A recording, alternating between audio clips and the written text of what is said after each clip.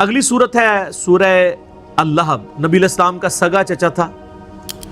آپ دیکھ لیں اتنا پکا کافر ہاشمی ہونے کے باوجود یہ واحد شخص ہے جس کے نام پہ پوری سورت قرآن میں اس کو کنڈیم کرنے کے لیے نازل ہوئی ہے.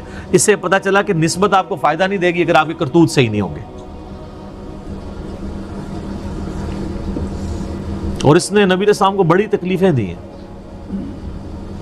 مسند احمد میں آتا ہے نبی علیہ السلام آپ کو پتہ ہے جب لوگ حج کے لیے آتے تھے, حج تو آپ کو پتہ ہے زمانے قدیم سے چل رہا تھا بگڑی ہوئی فارم میں, نبی علیہ السلام منا کے خیموں میں جا جا کے لوگوں کو دعوت دیا کرتے تھے. پہلے تو آپ کے 13 سال بڑے ٹف گزرے ہیں.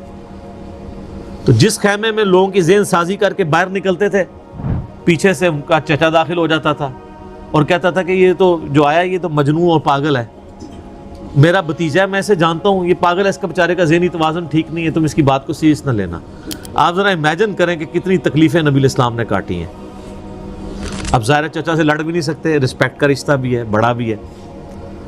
تو صحیح بخاری میں آتا ہے جب آپ کو اعلانیہ دعوت کا حکم آیا نا 3 سال کے بعد, تو نبی علیہ السلام صفا کی پہاڑی پہ چڑھ کے, جو آپ بچپن سے اپنی کتابوں میں پڑھ رہے ہیں, تو آپ صلی اللہ علیہ وآلہ وسلم نے اس وقت عرب کا ایک کلچر تھا کہ جب کبھی اپنی قوم کو یعنی کسی خطرے سے آگاہ کرنا ہوتا تھا نا, تو جس شخص کے پاس وہ خطرے کی خبر آتی تھی تو وہ اونچی پہاڑی پہ چڑھ کے نا تو وہ اناؤنسمنٹ کرتا تھا یا صباحا, ہائے وہ بری صبح, یعنی وہ اور اناؤنسمنٹ کرتا تھا کہ فلاں قبیلہ تم پہ حملہ آور ہونا. ظاہر لوٹ ماری کرتے تھے نا عرب کے لوگ.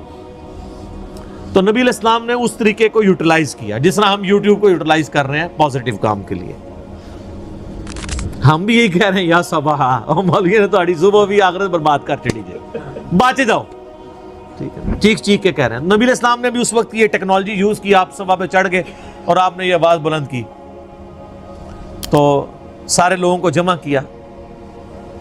اور پھر آپ علیہ السلام نے جب لوگ جمع ہو گئے باقاعدہ دعوت بھی کی, سیدنا علی کو گھر گھر بھی بھیجا, یعنی اکرام مسلم بھی کیا, جس طرح آپ کو ہم انشاءاللہ آج ختم قرآن کے اوپر بریانی کھلائیں گے انشاءاللہ. تو آپ صلی اللہ علیہ وآلہ وسلم نے وہاں پہ کہا کہ اگر میں کہوں کہ اس پہاڑ کے پیچھے سے ایک فوج آ رہی ہے جو تم پہ حملہ آور ہونے والی ہے, جو کہ عرب کے کلچر میں تھا لوٹ مار والا, تو نے کہا آپ صادق اور امین, ہم نے آپ کو بھی جھوٹ بولتے ہوئے نہیں پایا, تو یقیناً آپ کی تصدیق کریں گے. تو آپ علیہ السلام فرمایا پھر میں تمہیں خبر دیتا ہوں, تمہیں مر کے اپنے رب کے حضور پیش ہونا ہے, ایک اللہ کو مانو, اس کے ساتھ کسی کو شریک نہ ٹھہراؤ. ساتھ ہی ان کے چہرے لٹک گئے, توحید کی بات سن کے چہرہ تو لٹکتا ہی ہے. تو یہ زیادہ خبیث تھا ابو لہب, تو اس نے نبی علیہ السلام کے بارے میں بکواسات کیے, آپ کو بددعائیں دیں, گالیاں دیں کہ تو نعوذ باللہ تیرے ساتھ یہ ہو, تو نے اس کام کے لیے ہمیں بلایا تھا. اب اللہ تعالیٰ کو اس بات کے اوپر بڑا غصہ آیا, تو اللہ تعالیٰ نے اس کے ساتھ پھر وہی سلوک کیا جس کا وہ حقدار تھا. نبی علیہ السلام تو آپ کو پتہ ہے ایک اخلاق کے اعلیٰ ترین درجے پہ تھے, آپ وہ زبان کبھی اس طرح کی یوز نہیں کرتے تھے, لیکن اللہ تو اللہ ہے, اپنے کسی بندے کو بعد ازالی کا زنیم بھی کہہ دے کہ اس گستاخ کی تو اصل میں ہی خطا ہے, یہ تو آؤٹ آف ویڈ لاک پیدا ہوا ہے, یہ تو حلالی ہے نہیں ہے, ولید بن مغیرہ کو. اللہ تو اپنے بندوں کو کچھ بھی کہہ سکتا ہے. تو اللہ نے اپنے نبی کے دفاع میں جو اس نے بددعائیں دی تھیں اس کانٹیکسٹ میں, یہ بعض کافر بھی صورت کے اوپر اعتراض کرتے ہیں کہ یہ تمہارے رب کی تو لینگویج ہی بڑی عجیب ہے, وہ تو بددعائیں, وہ تو ایک بوڑھی اماں کی طرح بددعائیں دیتا ہے. تو یہ ایسا نہیں ہے, ایک پورا کانٹیکسٹ ہے اس کے اندر. تبت یدا ابی لہب وتب, ٹوٹ جائیں ابو لہب کے دونوں ہاتھ اور وہ تباہ و برباد ہو گیا.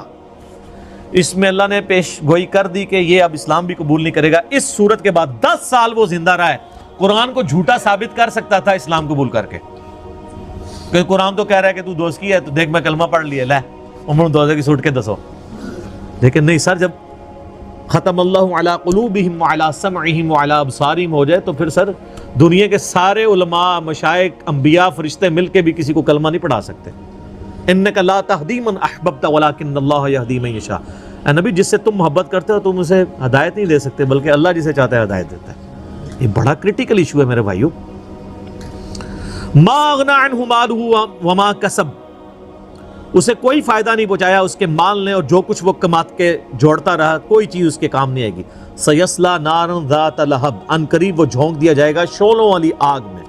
وامرأتہ حمالۃ الحطب, اور اس کی جو بیوی ہے وہ بھی بدبخت ایندھن اٹھانے والی ہوگی.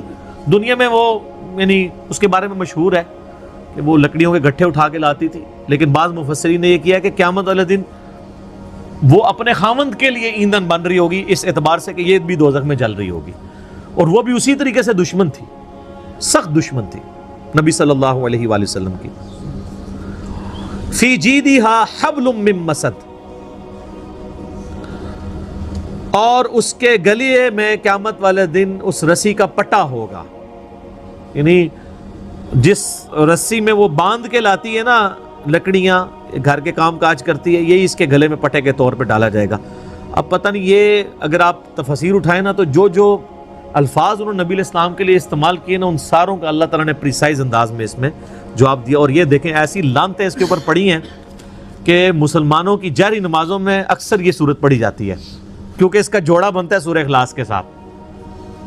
تو پہلی رکعت میں تبت یدا پڑھتے ہیں، دوسری میں سورہ اخلاص۔ عموماً جو لوگ سورہ اخلاص پڑھنا چاہتے ہیں، کیونکہ ان بیچاروں کے دماغ میں یہ بھی ہوتا ہے نا کہ وہ جی ترتیب نہیں الٹ کر سکتے، یہ بھی غلط مسئلہ ہے میں نے بتایا، اور پھر وہ کہتے ہیں کم از کم 2 صورتوں کا وقفہ ہونا چاہیے، ورنہ تو پہلی میں آپ اذا جاء نصر اللہ والفتح اور دوسری میں پڑھ سکتے ہیں۔ وہ کہتے ہیں نہیں، بیچ میں ایک صورت ہے، 2 کا کم از کم وقفہ، چونکہ کہانیاں بنائی ہیں تو ایک کہانی کو بچانے کے لیے کتنی کہانیاں پھر اور چلنی پڑتی ہیں۔